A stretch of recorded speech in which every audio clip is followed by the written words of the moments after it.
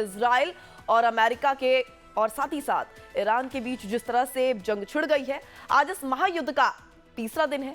अल जजीरा की रिपोर्ट के मुताबिक अमेरिका और इजराइल ने मिलकर अब तक ईरान के 1000 से ज्यादा ठिकानों पर हमले किए हैं। इस दौरान भारी बमबारी की खबर है।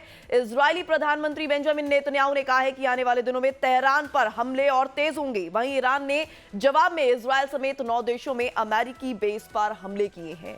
28 फरवरी को शुरू हुए इस लड़ाई के पहले दिन हुई बमबारी में Iran supreme leader Ayatollah Ali Khamenei मारे गए थे। वहीं इस जंग में लेबनान का उग्रवादी संगठन हिजबुल्लाह भी शामिल हो गया है। उसने इजराइल में कई जगहों पर बमबारी की है। दूसरी तरफ इजराइल ने बॉर्डर से लगे लेबनान के गांव खाली करा दिए हैं। कुछ इस तरह की स्थिति फिलहाल नजर आ रही है।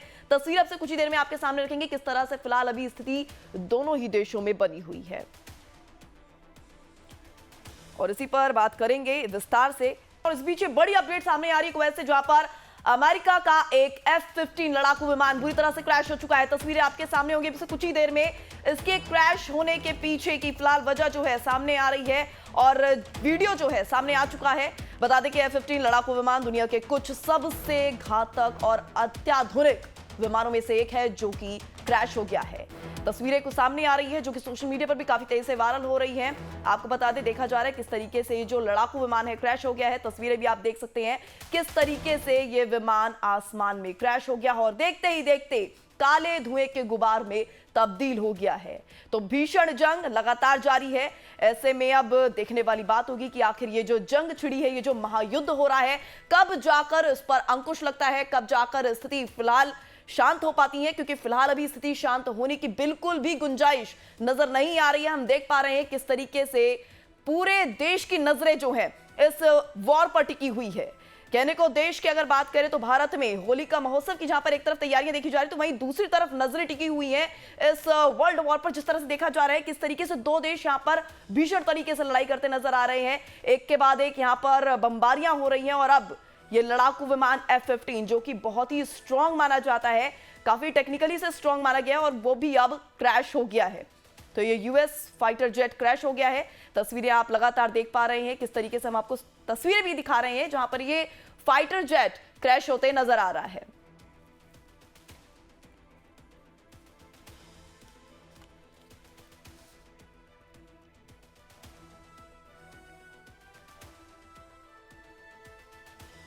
तो तस्वीरें आप देख रहे हैं किस तरह से तस्वीरें सामने आ रही है, जहां पर ट्रंप का बयान भी सामने आ रहा है। शांत कराने के लिए स्थिति लगातार बातचीत की जा रही है, बैठकें जारी हैं, लेकिन अभी तक फिलहाल अभी भी किसी तरह से जो पूरा ये जो युद्ध की स्थिति है इस पर शांति की कोई बात फिलहाल अभी सामने नहीं आ रही है। इसी पर खास बातचीत के लिए हमारे साथ जुड़ रहे हैं ब्रिगेडियर विनोद दत्ता। विनोद दत्ता, आपसे जानना चाहूंगी फिलहाल जो ये स्थिति बनी हुई है, पूरे देश की नजरें जो है इस पूरी वॉर पर टिकी हुई है। देखा जा रहा है एक के बाद एक यहाँ पर विमान जो है क्रैश होते नजर आ रहे हैं, स्थिति जो है बद से बदतर होती नजर आ रही है। क्या लगता है इसका कितना प्रभाव भारत पर पड़ने वाला है? देखिए, भारत पे तो इसका इम्पैक्ट पड़ेगा, बल्कि पूरे विश्व पे भी इसका इम्पैक्ट पड़ेगा। और ईरान की मंशा यही है कि इस युद्ध को काफी दिनों तक खींचा जाए, उसके कई मतलब उसको लाभ मिलेंगे। पहली बात तो पूरे जो गल्फ कंट्रीज में आप देखिए, अभी ये तीसरा ही दिन है युद्ध का। यूनाइटेड अरब एमिरेट्स में दुबई के एयरपोर्ट्स को उसने निशाना बनाया है। अबू धाबी के एयरपोर्ट के पास धमाके हुए हैं, क्योंकि वो टूरिस्ट हब हैं और उनका अरबों का नुकसान इस युद्ध से दिखाई देता हुआ नजर आ रहा है। दूसरी चीज ये है कि भारत को भी देखिए, क्योंकि हम उससे इंपोर्ट करते थे ऑयल वगैरह, तो ये जितने भी ऑयल प्राइसेस वगैरह हैं वो काफी एस्केलेट होंगे। और इंडिया एक काफी मतलब कहते हैं कि एक बड़ी इकोनॉमी है जिसका कंजम्पशन पैटर्न काफी हाई है। तीसरी चीज ये है कि ईरान और भारत के जो संबंध थे वो पहले काफी मधुर थे, और जो चाबहार एयरपोर्ट का जो हमें कॉन्ट्रैक्ट मिला था 10 साल उसको ऑपरेट करने का, उस पे भी मतलब प्रश्न चिन्ह लग जाएंगे। तो ये पूरे विश्व के लिए एक बहुत बड़ी समस्या बन सकती है। और ईरान यही चाहेगा कि पूरे विश्व से अमेरिका के ऊपर वो प्रेशर आए, क्योंकि वो चाहेगा कि साहब स्ट्रेट ऑफ हॉर्मुज को वो ब्लॉक करे। हालांकि अमेरिका उसको होने नहीं देगा, लेकिन फिर भी अगर इस तरह की कोई चीजें सामने आती हैं तो वो बताएगा कि भाई किस तरह से पूरे विश्व, क्योंकि 20% ऑयल जो है वो स्ट्रेट ऑफ हॉर्मुज से निकल के जाता है। तो बिल्कुल। इन सब चीज़ों को देखते हुए, क्योंकि आजकल oil is the latest data which is there, बिल्कुल। और हर एक देश इससे इम्पैक्ट होगा।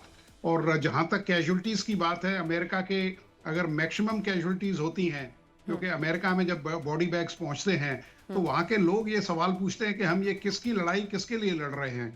तो ये सवाल भी ट्रम्प साहब के लिए जवाब देना अपनी सेनेट में मुश्किल हो जाएगा।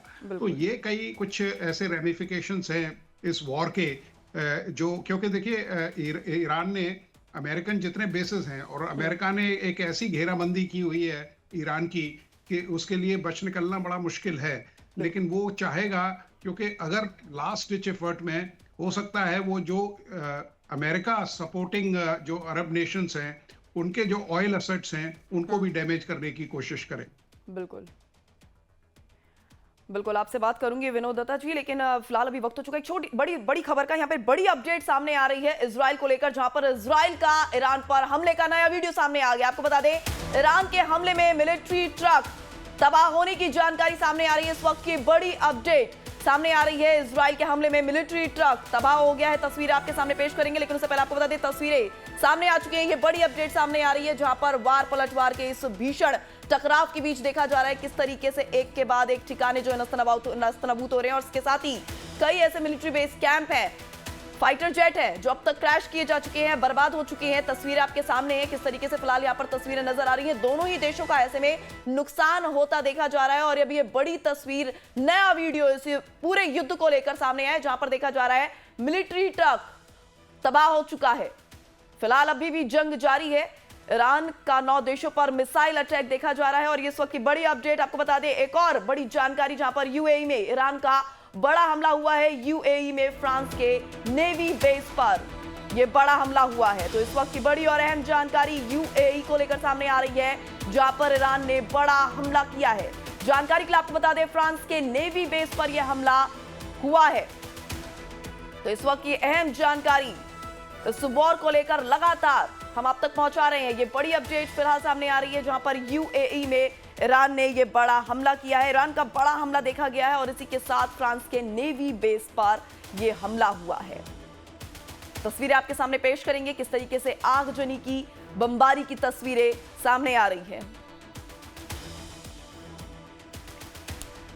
तो लगातार गेस्ट हमारे साथ जुड़े हुए हैं, और इस बीच अनिल गौड़ भी हमारे साथ जुड़ चुके हैं, विदेश मामलों के जानकार। सर, आपका भी बहुत बहुत स्वागत करती हूं लाइफ टाइम्स पर। और सर, मेरा सवाल आपसे ही होगा, क्योंकि अब ये जो हम स्थिति देख रहे हैं इस वॉर की, ये ऐसा पॉइंट है जिसको हम कहते हैं पॉइंट ऑफ नो रिटर्न, क्योंकि दोनों तरफ से लगातार हमले किए जा रहे हैं, और जिस तरह से हमले हो रहे हैं उसका और घातक हमला एक दूसरे के ऊपर किया जा रहा है। लेकिन मैं यहाँ पर ये आपसे समझना चाहूंगी, क्योंकि इससे पहले देखिए हम तमाम अलग अलग देशों में देख रहे थे ईरान की तरफ से कि जहां पर अमेरिका के जो नेवल बेसिस हैं उनको निशाना बनाया जा रहा था, अब तो फ्रांस के जो बेसिस हैं, कैंप्स हैं, उन पर भी निशाना अब साधा जा रहा है। इस स्थिति को आप किस तरह से देख रहे हैं? क्योंकि हम लगातार ये कह रहे थे कि जो बाकी के देश हैं जिन पर हमला किया गया है, क्या आने वाले समय में वो भी इस युद्ध में आ जाएंगे? क्या वो भी जंग लड़ते हुए नजर आएंगे? क्या ये स्थिति अब होती हुई नजर आ रही है? ये जो यूएई में फ्रांस के नेवल बेस पे हमला किया है इन्होंने, एक मेरे को लगता है ये जो ईरान की जो अभी जो काउंसिल है, एक बड़ी गलती कर बैठे हैं। क्योंकि देखिए, आप सारी दुनिया को अपने खिलाफ करके और फिर आप ये लड़ाई लड़ेंगे, ये कैसे लड़ सकते हैं? बिल्कुल, क्योंकि वो तो आपके पास ऑलरेडी एक इजराइल और अमेरिका है, अब आप फ्रांस को भी इन्वॉल्व करेंगे। आप कल को दूसरे हैं, यूके का बेस है और किसी देश का बेस कहीं मिडिल ईस्ट में है, उसके ऊपर अटैक करेंगे, उसको भी इन्वॉल्व करेंगे। तो जब ये सारी कंबाइंड फोर्स है तो फिर तो ये एक हिसाब से हो गया जैसे वर्ल्ड वॉर 3, कि भाई सारी देश एक तरफ और ये ईरान जो है एक तरफ हो जाएगा, और उसमें जो है ईरान के लिए मुश्किलातें तो बढ़ेंगी। अब चीज़ ये देखने वाली है कि क्या जो ट्रंप ने ऑफर दिया था पहले कि भाई जो जब ये खमेनी को जब उन्होंने कत्ल मार दिया सारा, उसके साथ में उसकी जो जितनी IRGC की जो ऊपर की जो लीडरशिप थी वो भी मार दी सारी, तो उसने एक ऑफर दी थी कि भाई ऐसा है कि हमने अब ये ख़त्म कर दिया है, आप जो है हथियार डाल दीजिए आपको सबको इम्यूनिटी दे दी जाएगी और एक डेमोक्रेटिक प्रोसेस, एक नया प्रोसेस आप शुरू करिए, ताकि जो जिस हिसाब से ये रजीम चल रहा था, जिस हिसाब से ये हूती को, हिजबुल्लाह को और ये क्या कहते हैं हमास को सपोर्ट करके और पैसे पूसे दे के इनको सारे वहाँ पे आतंक मचाया हुआ था इन्होंने, तो इजराइल ही नहीं बाकी देशों में भी जो मिडिल ईस्ट के हैं उनमें भी आतंक मचाया था। तो वो जो चीज़ें हैं वो बंद करें और एक अच्छे मुल्क की तरह आ जाए। ऑयल रिजर्व्स है, सब कुछ है, तो चलो आप दुनिया के जिस हिसाब से है उस हिसाब से आ जाए। अब लगता ये है कि जिस हिसाब से ये अटैक हुआ है कि ये काउंसिल ने नहीं माना है, और मेरे को लगता है कि ये बहुत बड़ी एक भूल कर बैठा है ईरान, कि ईरान का काउंसिल जो है, क्योंकि लीडरशिप तो है कोई नहीं। अब काउंसिल में किसने, जो हार्डलाइनर हैं, उसने क्या कहा होगा, उसने कहा नहीं जी कर देते हैं अटैक, ठीक है जी यूएई में कर दे, पर बेस किसका है? यूएई का तो बेस नहीं ना है, वो है फ्रांस का। कल को ऐसा ही कहीं और किसी देश में करेंगे, वो बेस किसका है? अब कल को डीगो ग्राशिया है, वो उधर करने की कोशिश करेंगे या और कहीं करने की कोशिश करेंगे। तो ये जो चीज़ें हैं, ये चीज़ जो है मेरे को लगता है ईरान का जो ये काउंसिल है ये बड़ी गलती कर रहा है। अब टाइम ये है, क्योंकि अगर आपने ये सारा का सारा जो है दुनिया का जजीरा जो है उसको अपने ऊपर सिर पे नहीं फोड़ना, तो टाइम ये है कि आप उसके अंदर रिकन्सिलेशन में आ जाएं। ठीक है, आपकी लीडरशिप हट गई है, अब आप देखें किसको लाना है, आपने कैसे लाना है। आपका जो जिस हिसाब से आपका जो पहले 46 साल आपने जिस हिसाब से किया है, अब उस हिसाब से चलेगा नहीं, बिल्कुल, क्योंकि आपने टेररिज्म फैलाया है, ये कोई दो राय नहीं है। ईरान जो है वहाँ पे मिडिल ईस्ट में भी आप देखिए, इराक के ऊपर भी किया उन्होंने हमला, उसके ऊपर सीरिया पे भी किया, हर जगह जो है वो एक टेररिज्म लेके चलता गया है। तो ये जो चीज़ है ये बंद होनी चाहिए, और इसीलिए ये जो सारा जो इतनी देर से लगे हुए थे जो खेमेनी और उसकी लीडरशिप को हटाने के लिए, ये अमेरिका और इजराइल कामयाब हो गए इसमें। अब वक्त ये है कि जो ईरान की जनता है उसको उठना चाहिए, और एक वहाँ पे एक जिस हिसाब से एक आप कह लीजिए रेवोल्यूशन है, जिस हिसाब से पहले इनको लाया था खेमेनी को, ऐसा ही रेवोल्यूशन एक और हो। और अनिल जी बिल्कुल, ये चर्चा इसी तरह से जारी रखेंगे। फिलहाल बड़ी अपडेट सामने आ रही है इस पूरे युद्ध धमाके को लेकर। दरअसल दोहा में तेज धमाके की आवाज सुनी गई है, कुवैत में भी लगातार सायरन बज रहे हैं। तस्वीरें सामने होंगी किस तरीके से वहां पर हालात बने हुए हैं। लगातार देखा जा रहा है दोनों देशों में युद्ध की स्थिति जो छिड़ी हुई है, सिर्फ दोनों देशों तक सीमित नहीं है, बल्कि अन्य देशों पर भी इसके गंभीर प्रभाव पड़ते नजर आ रहे हैं। कुवैत में भी लगातार सायरन बज रहे हैं, दोहा में तेज धमाके की आवाज सुनी गई है, लोग डरे सहमे नजर आ रहे हैं, लोगों में दहशत का माहौल बना हुआ है। दोनों देशों के बीच जिस तरह की युद्ध की स्थिति बनी हुई है, ऐसे में आम नागरिक दोनों देश के इस युद्ध में पिसते नजर आ रहे हैं। लगातार एक के बाद एक धमाके हो रहे हैं। ईरान ने दोहा में एक बार फिर से मिसाइल दाग दी। तस्वीर आपके सामने है, किस तरीके के हालात फिलहाल तनावपूर्ण यहां पर बनते नजर आ रहे हैं। धुएं का गुबार उठता यहां पर देखा जा रहा है और स्थिति काफी तनावपूर्ण होती नजर आ रही है। तो इस वक्त की बड़ी और अहम जानकारी फिलहाल सामने आ रही है, जहां पर ईरान ने दोहा में फिर से मिसाइलें दागी हैं। तस्वीरें आपके सामने हैं, धुएं का गुबार उठते देखा जा रहा है, आम नागरिक परेशान नजर आ रहे हैं, संकट मंडराता उन पर नजर आ रहा है, उनकी जान पर संकट मंडराता नजर आ रहा है। और इसी बीच आपको बता दें, सिर्फ दोनों देश ही नहीं बल्कि अन्य देश भी इस युद्ध से प्रभावित और ग्रसित नजर आ रहे हैं। फिलहाल कई देशों के बीच वार्ता जारी है किस तरह से युद्ध पर विराम लगाया जाए, लेकिन फिलहाल अभी तक कोई सहमति नहीं बन पाई है। युद्ध फिलहाल अभी भी जारी है। तो लगातार स्थिति किस तरह से बनी हुई है, हम हर एक अपडेट आप तक पहुंचा रहे हैं। अगला सवाल मेरा विनोद दत्ता जी आपसे है। जिस तरह से देखिए स्थिति बनी हुई है, ऐसे में भारत के इजराइल के साथ जिस तरह से मजबूत रक्षा के संबंध है, वहीं अगर बात करें ईरान की, तो ईरान के साथ ऊर्जा और रणनीतिक संबंध है। ऐसे में क्या लगता है इस पूरे युद्ध के बीच भारत का क्या स्टैंड रहने वाला है? देखिए, भारत तो तटस्थ देश है और दोनों के संबंध हमारे देश से बड़े मधुर हैं, जैसा आपने बताया। बिल्कुल, क्योंकि भारत तो यही चाहेगा कि साहब युद्ध की स्थिति को छोड़ के वार्ताओं से इस समस्या का हल निकालना चाहिए जी। क्योंकि भारत की अभी देखिए, बिल्कुल विनोद जी, क्या आपको लगता है कि अब वार्ता इस पूरे युद्ध की स्थिति पर विराम लगा पाएगी?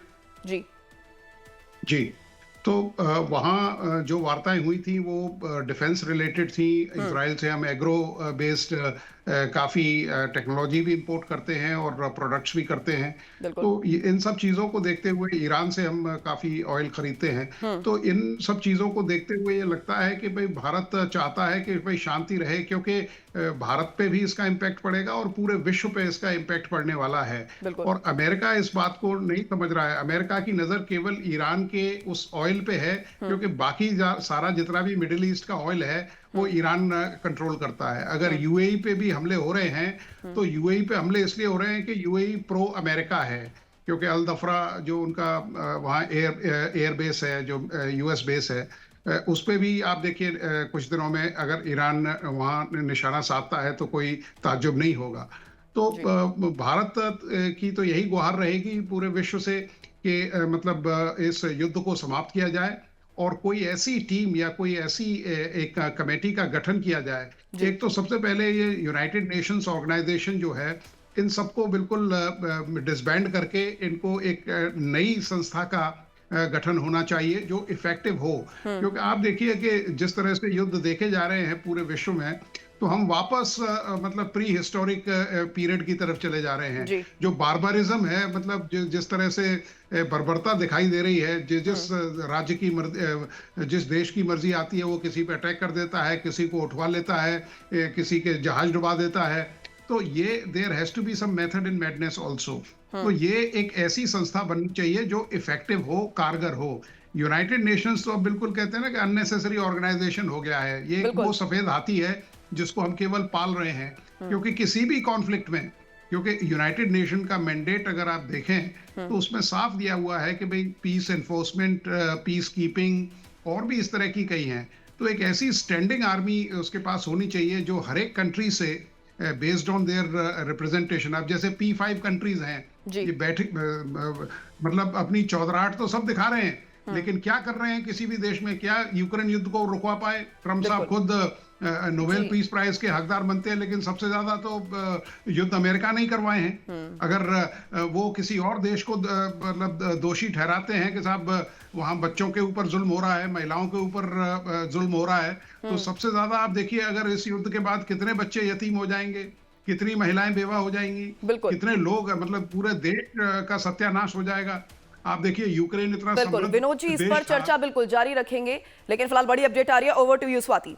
बिल्कुल, तो इस वक्त की बड़ी और महत्वपूर्ण जानकारी अपने दर्शकों तक पहुंचाते। बड़ी खबर, हिजबुल्लाह का टॉप कमांडर मारा गया है। ये बड़ी खबर, इजराइल के हमले में मोहम्मद राद ढेर हो चुका है। तो देखिए ये बहुत बड़ी जानकारी आप तक पहुंचा रहे हैं। इजराइल के हमले में मोहम्मद राद ढेर हो चुका है। इस तरह से हमले लगातार किए जा रहे हैं। ये बड़ी खबर, तस्वीरें हैं वो तबाही मचाती हुई नजर आ रही है। और उसके बाद अब आप समझिए कि इन चीजों से उभरने के लिए इन देशों को कितना समय लगेगा, यहां पर यह भी बड़ा सवाल हो जाता है। लेकिन अभी करो या मरो की स्थिति दोनों तरफ से हम देख रहे हैं। ये लगातार आप तस्वीरें समझिए और स्थिति समझिए कि किस तरह से ये युद्ध और भी ज्यादा विध्वंसक होता हुआ नजर आ रहा है। लगातार गेस्ट भी हमारे साथ लाइव जुड़े हुए हैं। अब अनिल सर, मैं आपके पास ही आना चाहूंगी, क्योंकि देखिए इससे पहले जो स्ट्रैटेजी थी, जो हम लगातार बात कर रहे थे डे 1 से ही इस वॉर को लेकर, कि इजराइल और अमेरिका की स्ट्रैटेजी ही ये रही कि ईरान के टॉप कमांडर्स को पहले ढेर कर दिया जाए, रास्ता साफ किया गया। उसके बाद जो भी परमाणु ठिकाने हैं, जो भी उनके बेसिस हैं, उन पर वार किया जाए, उनकी कमर को तोड़ने का काम किया जाए। अब यही चीज कहीं ना कहीं लेबनान और हिजबुल्लाह की अगर हम बात करें, वहां पर भी होते नजर आ रहे हैं, क्योंकि जानकारी हम पहुंचा रहे थे कि हिजबुल्लाह के टॉप कमांडर को ढेर किया गया है। तो इसी स्ट्रैटेजी से आगे बढ़ता हुआ इजराइल लगातार, देखिए इजराइल का तो एक बहुत वो कहते हैं ना, उनका जो पूरा का पूरा एक डिक्टम है, उसके अंदर बड़ा क्लियर है कि उन्होंने हिजबुल्लाह, हमास और ये इनको जो है पूरा का पूरा ख़त्म कर देना है। आपने देखा पीछे इन्होंने जो एक इतना बड़ा वो कांड किया था कि जो पेजर्स के अंदर RDX डाल के और उसके अंदर गए, तो इतने लीडरशिप जो है इनकी, कितने लोग मारे गए उसमें और किसी को इल्म तक नहीं हुआ ये कैसे किया इन्होंने। तो ये जो चीज़ है ये तो करना ही है उन्होंने, क्योंकि देखिए इजराइल आज उस पैदाम पे खड़ा हुआ है जब से बना है। ये जितने मिडिल ईस्ट के नेशंस हैं, ये इजराइल का नामो निशान मिटाना चाहते हैं। जब तक ये सोच जो है ये इनके अंदर कि जी ये यहूदियों का हमने पूरा का नाम निशान मिटा देना है, जब तक ये सोच जो है ख़त्म नहीं होगी, ये जो जंग है, जैसे ये आज ईरान के है, कल और कहीं होगी, उससे पहले आपने देखा कैसे जो यौम किपर वॉर हुई, 7 डे वॉर, सारा ये सारा जो खेल है ये चलता रहेगा।